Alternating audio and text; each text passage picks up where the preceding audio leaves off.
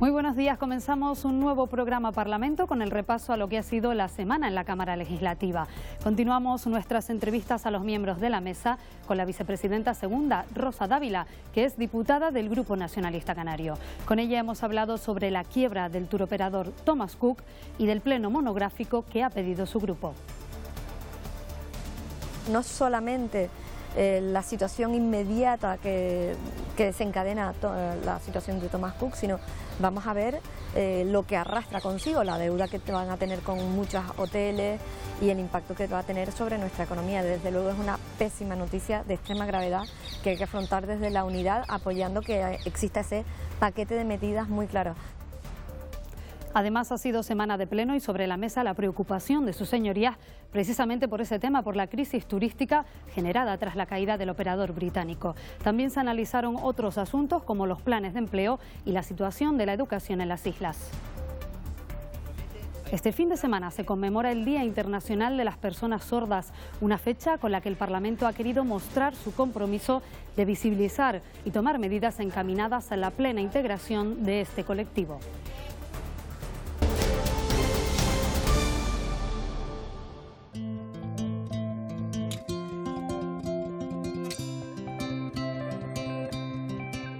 Recibimos esta semana a la vicepresidenta segunda del Parlamento, la diputada del Grupo Nacionalista Canario, Rosa Dávila Mameli.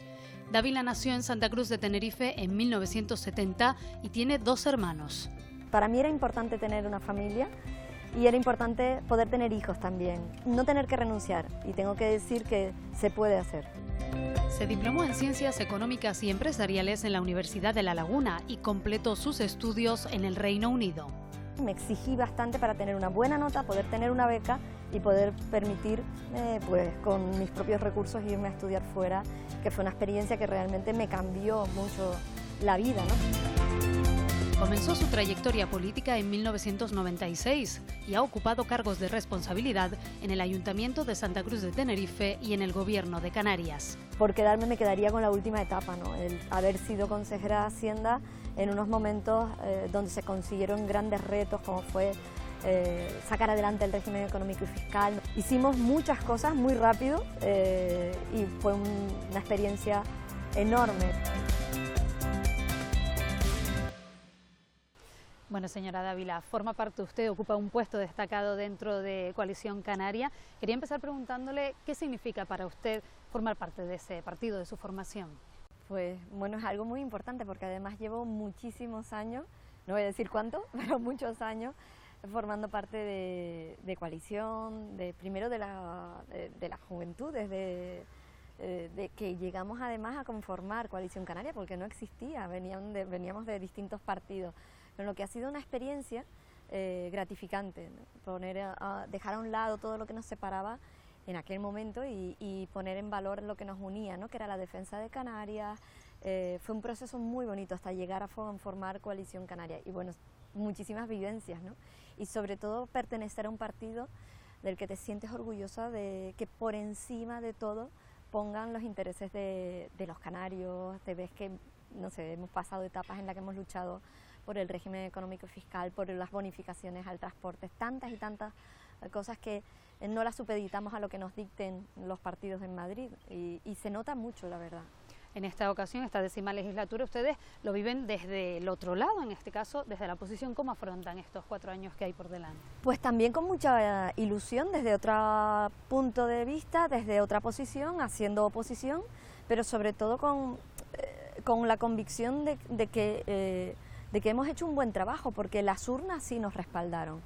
Creo que hubo todo un movimiento para desalojarnos de las instituciones precisamente porque Coalición Canaria sacó un magnífico resultado. Subimos muchísimo, tanto en Tenerife, en Gran Canaria, en todas las islas, y creo que eso asustó mucho a todos nuestros contrincantes que fueron capaces de ponerse de acuerdo y hacer casi pactos imposibles con tal de quitar a Coalición Canaria. Creo que había llegado una nueva generación de la que yo me siento parte, ¿no? Una nueva generación de gente joven que nuestros adversarios pues nos cogieron miedo.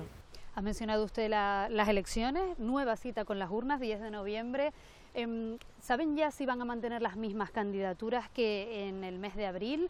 ¿Cómo se encuentran ahora mismo y cómo viven esta nueva cita electoral? Bueno, lo vivimos yo creo que como muchísimos españoles, ¿no? Como todos los españoles, con hastío de ver que no han sido capaces de conformar un gobierno. Creo que este país no se merecía que se vuelvan a convocar elecciones, que el resultado va a ser muy similar y que el mandato es formar un gobierno. Y además en una situación de escenario económico muy convulso con el Brexit, tantas dificultades que creo que no ha habido altura de miras de los que tenían que conformar en el gobierno, en este caso Pedro Sánchez, como para anteponer el interés de los españoles antes el interés partidista, incluso yo creo que personal, que hay mucha gente, votante socialista, que no ha comprendido que tengamos que ir a nuevas elecciones. Pero desde el punto de vista de mi partido, de Coalición Canaria, pues bueno, con el nuevo reto, con el reto de volver a sacar el resultado que sacamos hace apenas 4 meses,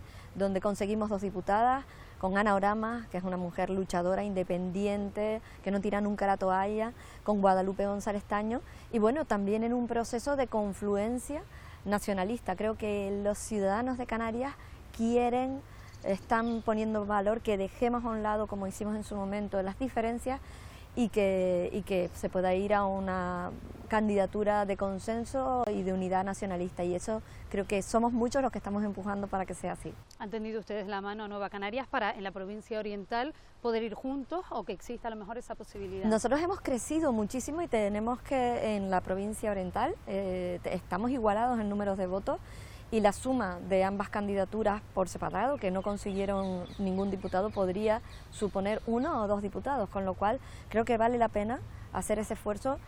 Imaginemos un congreso con 4 diputados de obediencia canaria que lucharan porque en los presupuestos, por ejemplo, se vieran reflejados partidas presupuestarias que mejoran la situación de Canarias, o el cumplimiento de los derechos de los canarios, que nadie cuestione, ponga en duda ese 75% del descuento de residente, o que se limiten los precios de los billetes, porque ahora lo que estamos viendo son abusos de ese 75% de bonificación a los precios aéreos, a los precios de los billetes, y lo que está sirviendo es para abusar, ¿no?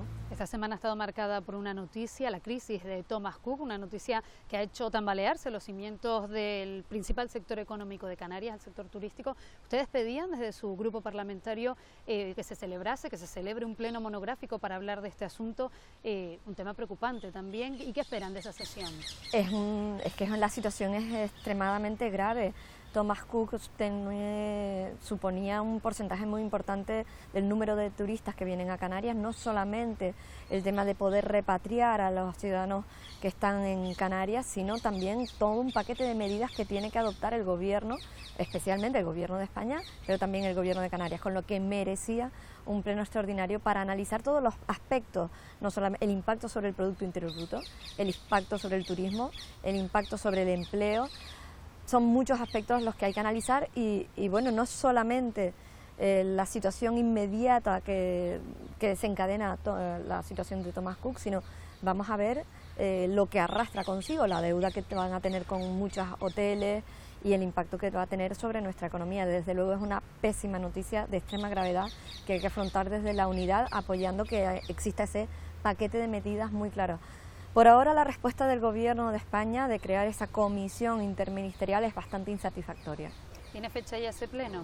El pleno estaba para el día 4 y podremos tener y hablar tranquilamente de todos los aspectos, y además yo creo que es bueno que haya casi una semana de diferencia, porque podremos ver otros aspectos que van a ir saliendo a la luz, desafortunadamente, de la caída de Thomas Cook, que tiene otras filiales que pueden ir cayendo y que podrían incluso entrañar una mayor gravedad. Hay varios indicadores que apuntan a que podría producirse una nueva recesión económica. ¿Está Canarias preparada o hay fórmulas? ¿Qué fórmulas plantearía usted, por ejemplo, para intentar que no afectara a este archipiélago quizás de la manera tan dura que afectó la anterior crisis económica? ¿Estamos a tiempo de evitar esos efectos duros?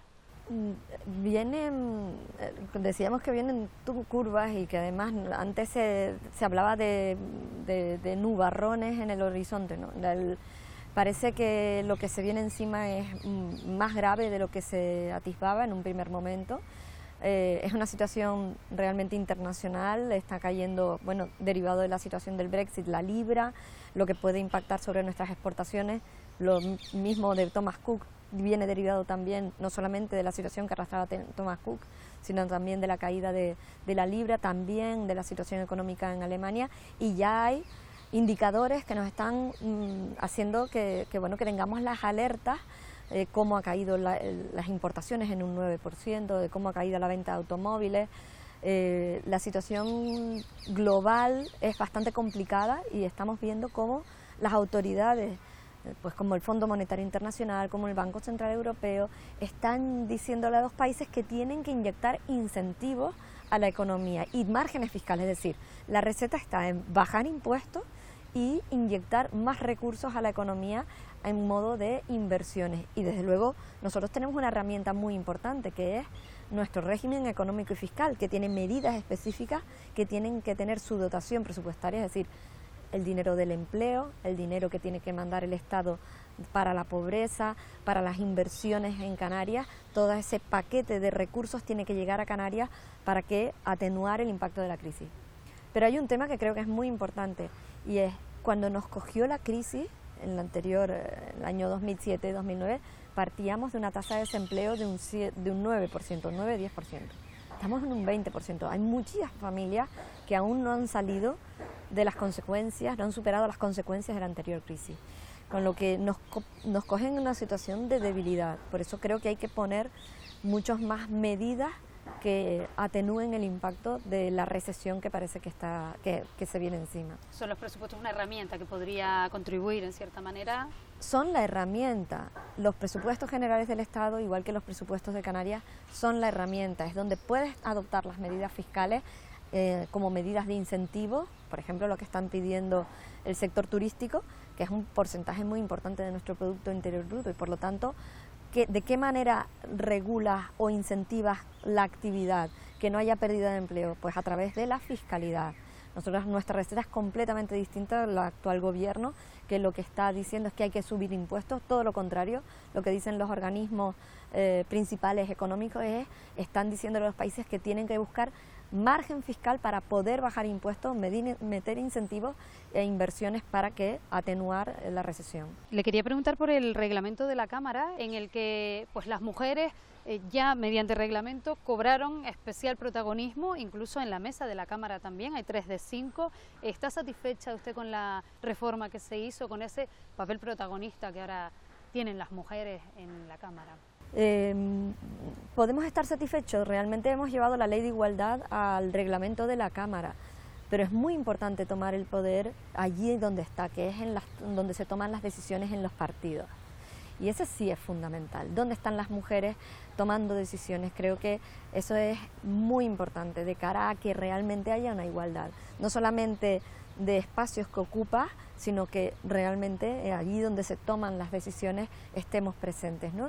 Para mí, por ejemplo, fue muy importante que por primera vez haber ocupado la cartera en su momento de consejera de Hacienda. Nunca antes una mujer había sido consejera de Hacienda, parecía que las mujeres no nos ocupábamos de los asuntos económicos, ¿no? O haber sido directora general de transporte, también era un sector muy masculinizado. Aprovecho esa respuesta para preguntarle, adentrarnos un poquito en su faceta menos conocida, digamos, y le pregunto, ¿ha sido difícil llegar hasta ahí? Tengo una anécdota que creo que es muy reveladora, ¿no? Siendo consejera de Hacienda, había estado preocupada, bueno, pues preparando los presupuestos, que es un proceso largo y muy largo y requiere estudio y requiere echarle muchas horas, muchos días. Pero al mismo tiempo yo tengo dos hijas que están ya en edad que tienen que, bueno, pues exámenes, estudiar.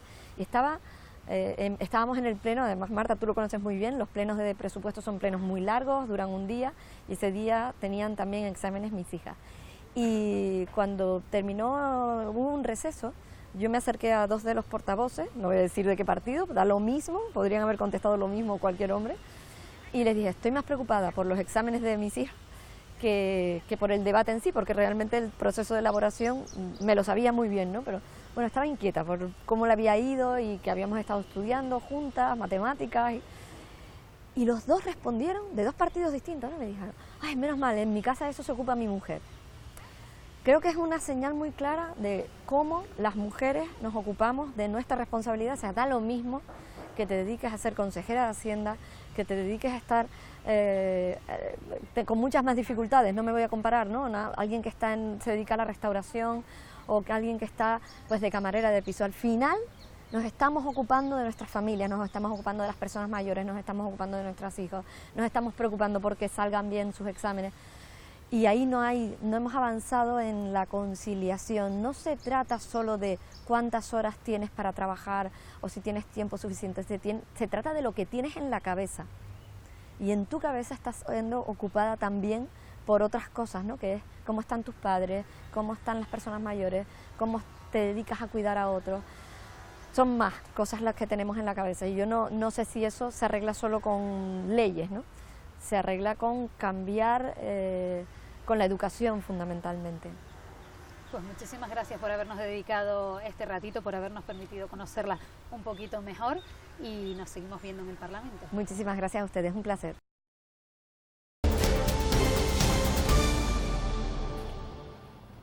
Este fin de semana se celebra en todo el mundo el Día de las Personas Sordas, pero los actos se han prolongado durante toda la semana. El Parlamento ha querido sumarse también a esa conmemoración mediante una declaración institucional. Con ella, la Cámara ha pretendido contribuir a visibilizar la situación de este colectivo y se han comprometido a poner en marcha medidas específicas para avanzar hacia una sociedad plenamente inclusiva. El Parlamento de Canarias, primero, se compromete a mejorar y atender las demandas y mejorar la calidad de vida de todas las personas sordas y sus familias. Promover el uso de la lengua de signos. Facilitar los recursos de apoyo a la comunicación. Desde que el lunes se conociera la noticia de la quiebra de Thomas Cook, las instituciones han mostrado su preocupación y también lo han hecho el Parlamento y el Gobierno. Ha sido uno de los temas incluidos en las preguntas al presidente, donde también se ha hablado sobre la situación económica y su impacto en los presupuestos de Canarias. El Grupo Popular ponía el foco en los indicadores que apuntan hacia una nueva recesión. Lo que toca ahora es elaborar unos presupuestos que nos preparen para lo que se avecina, unos presupuestos que favorezcan la creación económica, el crecimiento económico, unos presupuestos que agilicen la inversión. Alguna autocrítica tendrá que hacer usted, como miembro del Partido Popular que aprobó los presupuestos del año 2019, en el que, por ejemplo, con la bajada de medio punto de IGIC, en los 6 primeros meses y antes de llegar a este Gobierno, ya tenemos claro que vamos a ingresar 100 y pico millones de euros menos. Sí Podemos pidió al Gobierno que cumpla el compromiso de llegar al 5% del PIB para educación. ¿Para qué queremos este dinero? Pues lo queremos para que se invierta, por ejemplo, en que haya un nombramiento de 2.500 personas más en la plantilla del profesorado para ponernos a la media estatal. Ese objetivo de llegar al 5% sigue en el semblante de este Gobierno, que para el año 2020 el aumento presupuestario para educación será muy importante, que tenemos que hacer que el abandono escolar no sea una realidad educativa en Canarias. Nueva Canarias preguntó al presidente por la crisis de Thomas Cook y la conectividad aérea. Hablamos de un turoperador de carácter mundial que vende paquetes turísticos, pero que también tiene una flota de aviones que va a repercutir en la pérdida de plazas aéreas. Tenemos que conseguir, porque eso también es imagen turística de Canarias, y quiero reconocer también el trabajo que están haciendo los hoteleros canarios, el que sabemos, ante situaciones de emergencia, actuar y responder a quienes nos visitan. Ante una pregunta de Agrupación Socialista Gomera, Torres anunció la publicación de un informe sobre el impacto de la doble insularidad. Lo que queremos es que Canarias crezca en igualdad de oportunidades.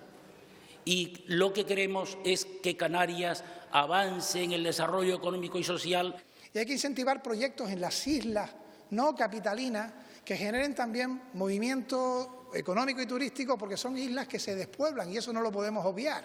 El Grupo Socialista pidió efectividad en la aplicación del Plan Integral de Empleo. Combatir la precariedad laboral, una obligación, porque si bien es cierto que no podemos permitirnos tener estas tasas de desempleo, menos podemos permitirnos tener trabajadores pobres.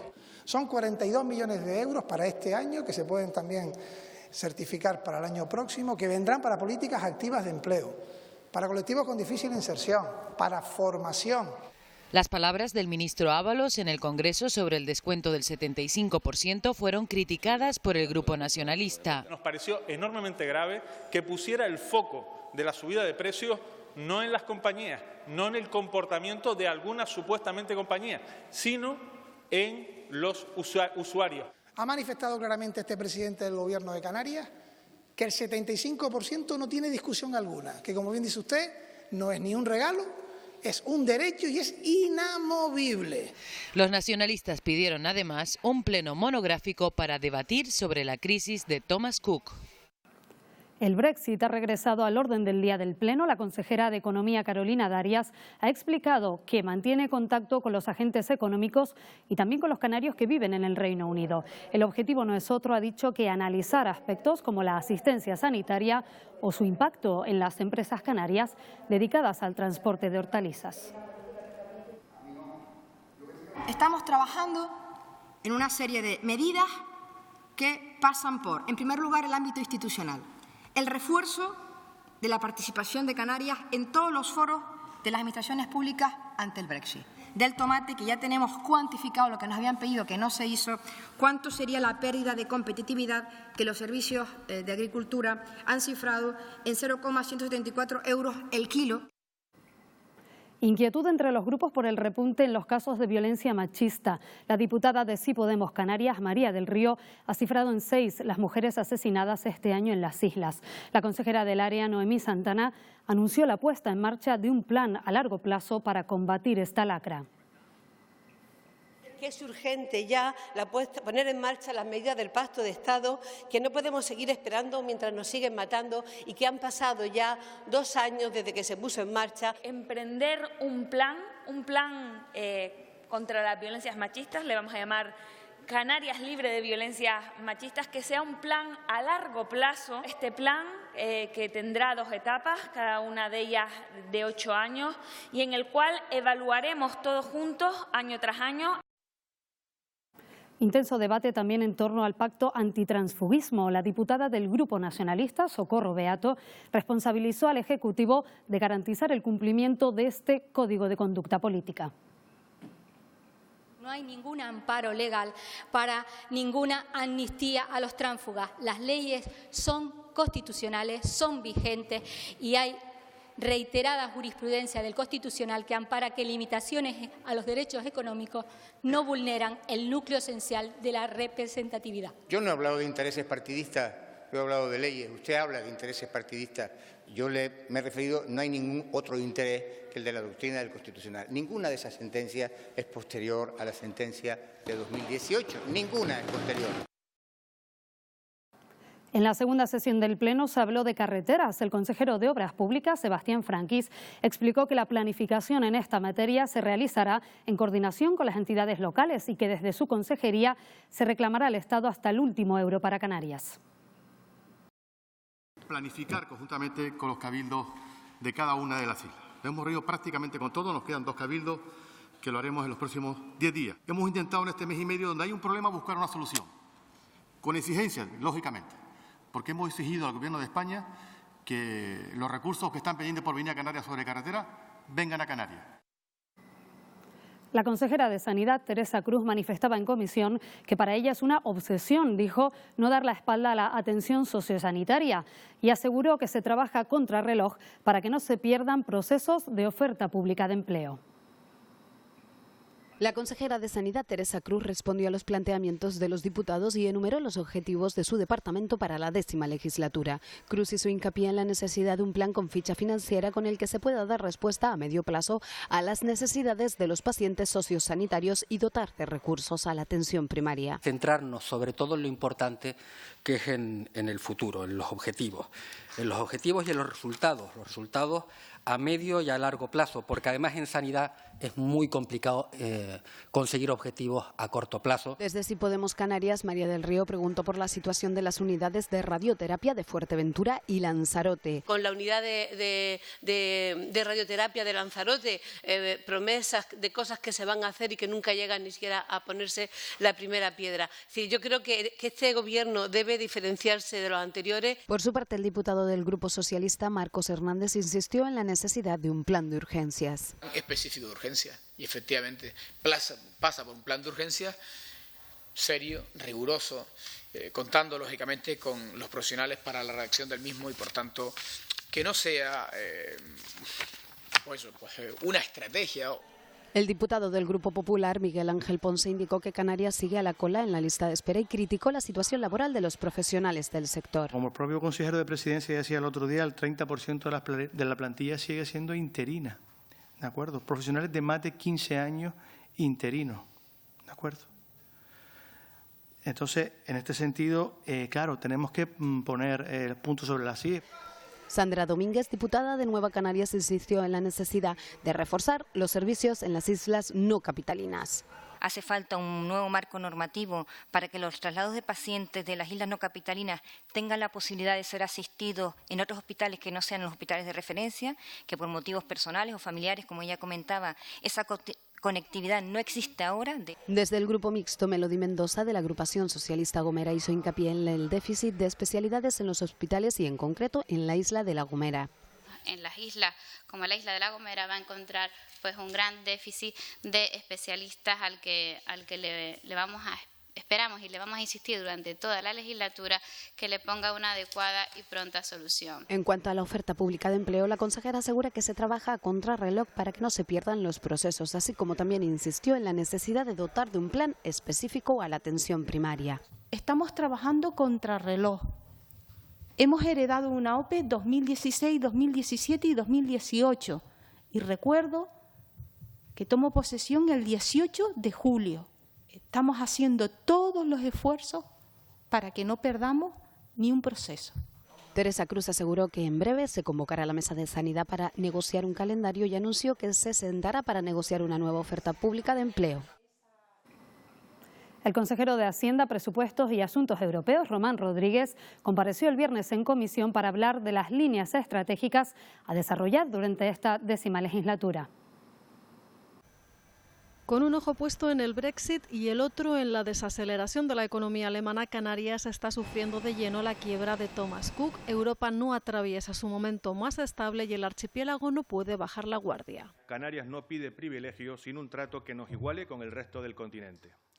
Tenemos una serie de líneas o medidas aprobadas, como son los fondos FEDER, el POSEI, la RIS3, entre otras, que debemos revisar. Uno de los retos fundamentales que seguimos teniendo es lo de que desde Europa se siga entendiendo que tenemos una fiscalidad diferente. Nos encontramos ante un panorama de desaceleración económica y al que hay que sumarle una serie de movimientos a nivel político, como el denominado nacionalpopulismo, y el Brexit como colofón de un nuevo mapa político para Europa. Si queremos hacer valer las regiones ultraperiféricas y ser responsables, no podemos estar lanzando mensajes por parte de un gobierno de Canarias diciendo que vamos a subir unos impuestos. A mí me preocupa que en las intervenciones aquí hayamos derivado siempre al Brexit, porque parece que el Brexit nos está hegemonizando la atención. Cada nueva iniciativa, cada nuevo cambio de política por parte de las instituciones comunitarias nos exige un nuevo despliegue político y técnico para que el principio de modulación de las políticas europeas se articule correctamente. Clima de incertidumbre que no impide al Ejecutivo trabajar para que Canarias no se vea perjudicada en los presupuestos de la Unión Europea para los próximos años. La idea es que el presupuesto 2021-2027 garantice como mínimo los esfuerzos presupuestarios de los últimos años y no será fácil. Y tras Europa tocó hablar de África de la mano de los responsables del Campus África, que en su 4ª edición planteará los retos de ambos continentes en materia de desarrollo sostenible. Hay la Agenda 2030 de la ONU. Pero los africanos tienen la Agenda 2063 porque en el año 2063 se celebrará el centenario de la fundación de la Unión Africana y tienen ya todo un plan de desarrollo de consecución de objetivos en fases. Dos planteamientos de sostenibilidad que se complementan y que se darán la mano en Canarias en julio de 2020. El presidente del Parlamento ha recibido esta semana a la embajadora de México en España, Roberta Lahouse, de visita en el archipiélago. Con ella, que también siguió parte de la sesión plenaria, debatió acerca de cuestiones de interés para ambos territorios. Lahouse mantuvo un encuentro también con el presidente de Canarias, Ángel Víctor Torres. Otra reunión de Gustavo Matos, la mantenida con el senador de designación autonómica, Fernando Clavijo, dentro de la ronda de encuentros con los representantes autonómicos en la Cámara Alta. Matos ha destacado la importancia de celebrar estas reuniones periódicas y en esta ocasión asunto obligado ha sido también Thomas Cook y el Brexit.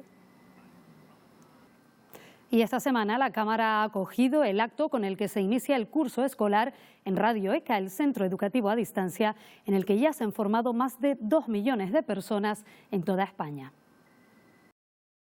Es ya una tradición que Radio ECA, medalla de oro del Parlamento, inaugure los cursos que empiezan en año impar en la sede de la Cámara Autonómica. La educación es la mejor arma para transformar una sociedad, decía Mandela. Pero no olvidemos que para formar a una persona, también lo dice un refrán africano, es necesario la tribu entera. La entidad educativa afronta el 2020 con el reto de crecer en Canarias. Para hacerlo cuenta con más de 400 acciones formativas y el apoyo del Gobierno. Sabe Radio ECA, su fundación, sus dirigentes, sus profesores y profesoras y especialmente sus alumnos, que el Gobierno de Canarias estará siempre del lado de esta institución y nos sentaremos a discutir y a mejorar la normativa y la financiación de manera inmediata. Bajo el lema Sabes que puedes, el centro educativo a distancia busca inspirar a los jóvenes en riesgo de abandono escolar temprano para que no caigan en el desempleo de larga duración. 400.000 personas adultas que en Canarias no tienen el graduado en educación secundaria. Nos pusimos a por los hoy por hoy 20% que cada año abandona el sistema educativo sin alcanzar su titulación mínima. La directora del proyecto Esperanza, Ana Almarza, ofreció una conferencia sobre la trata de mujeres y niñas. En el acto también se otorgaron los premios al alumnado distinguido, al voluntariado y a la Dirección General de Alfabetización de Guinea-Bissau. Hasta aquí el programa de esta semana, pero pueden seguir toda la actualidad en los Telenoticias y en Canarias Radio, también a través de la web rtvc.es y en nuestras redes sociales. Que tengan ustedes una feliz semana.